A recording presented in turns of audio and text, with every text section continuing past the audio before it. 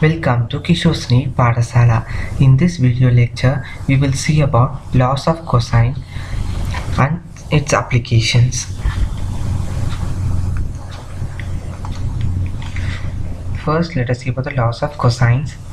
Let P vector and Q vector be two vectors we are assuming. So, P vector and Q vector we are assuming. Its resultant we are assuming it to be the AB vector. It's the AB vector which makes an angle alpha with P vector. So the resultant AB vector is making an angle alpha with P vector. The angle between P vector and Q vector is theta. Okay, the resultant AB vector we can give it as P vector plus Q vector, which is nothing but the modulus. How we want to find means, if suppose here if both the vectors are having an angle theta between them, then the modulus of the resultant vector is root of P square plus Q square plus 2pq cos theta. This is the most important formula, and from this more numericals are neat. Even in boards they ask. Suppose the angle between both the vectors given and you are asking to find the resultant, then it is nothing but root of P square plus Q square plus 2pq cos theta. And tan alpha, suppose they are asking the angle alpha to find, then it is nothing but Q into sin theta by P plus Q cos theta. Remember that here P, Q, they are all the magnitudes of P vector and Q vector. These both formulas are very important. You must remember these both formulas. Okay. Here we have special cases. Suppose if this is a P vector and this is a Q vector, here the angle between both the vector is 0, since both the vectors are parallel. So if vectors are parallel, then theta is 0. If P vector and Q vector are perpendicular, then theta is 90 degree. Suppose this is the P vector and Q vector is in the opposite direction, then we can say it as anti-parallel. Here the theta, that is the angle between both the vectors, is assumed to be 180 degree. And cos 180 is minus 1. This also you must remember.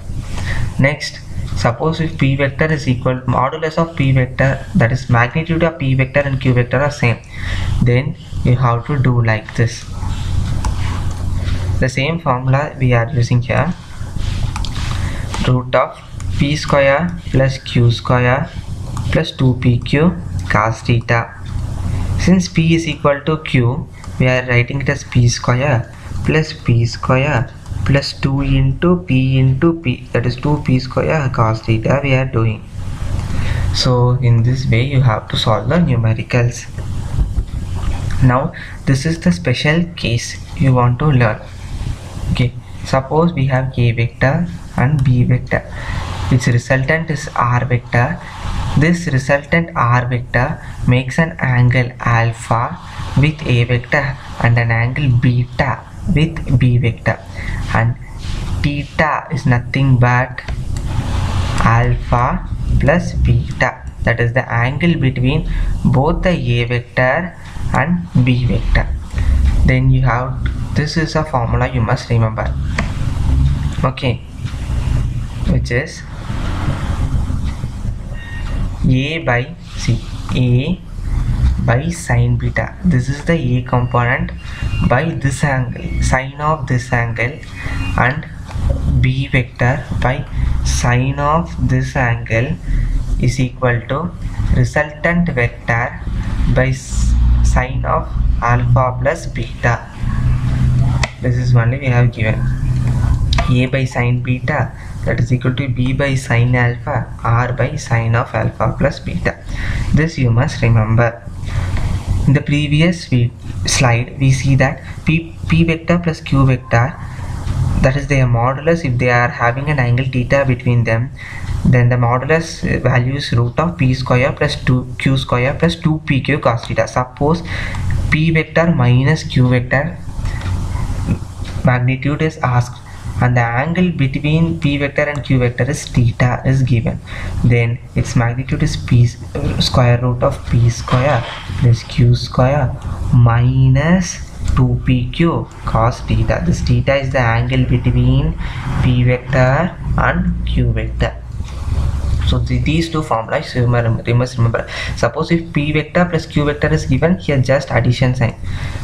If p vector minus q vector is given, then minus sign. Okay. Now let us do certain numericals based on this concept.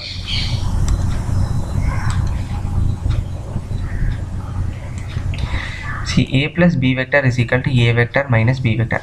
Find the angle between a vector and b vector. Sum of modulus of both the vector is equal to sum of difference of both the vector. They are asking angle between a vector and b vector, which is nothing but square root of a square plus b square. Since here addition is given, plus 2ab cos theta is equal to square root of a square plus b square. Since here minus sign is given, we have to write minus 2ab cos theta. Now we are squaring on both sides to cancel out the square root, which is nothing but a square plus b square plus 2ab cos theta is equal to a square plus b square minus 2ab cos theta. A square b square get cancelled, and this is coming to this side, which is 4ab cos theta, that is equal to 0. So cos theta is equal to 0 by 4ab, that is equal to 0. So cos theta is equal to 0 degree. So what is that? Then theta is equal to 90 degree. Okay.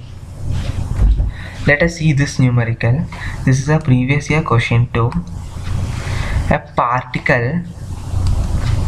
particle starts from origin. So a particle is starting from origin in a straight line in xy plane. The previous video I said that xy plane means the plane which is between x and y axis. Its coordinates at later time are root 3 and root 3. That is, at later time it is reaching one point. This point's coordinates are root 3 and 3. Path of the particle makes with x-axis an angle up. So this path is making an angle theta with x-axis. What is that angle they are asking? So just if this is root 3 comma 3, then they are indirectly saying that this distance is distance is root 3, distance along y-axis is 3. So what is the angle they are asking? We can write tan theta is equal to opposite side by adjacent side, which is root 3. So theta is equal to 60 degree. I hope you like this lecture. If you like this lecture, please like, share and comment and subscribe Kishore's NEET Padasala. Thank you.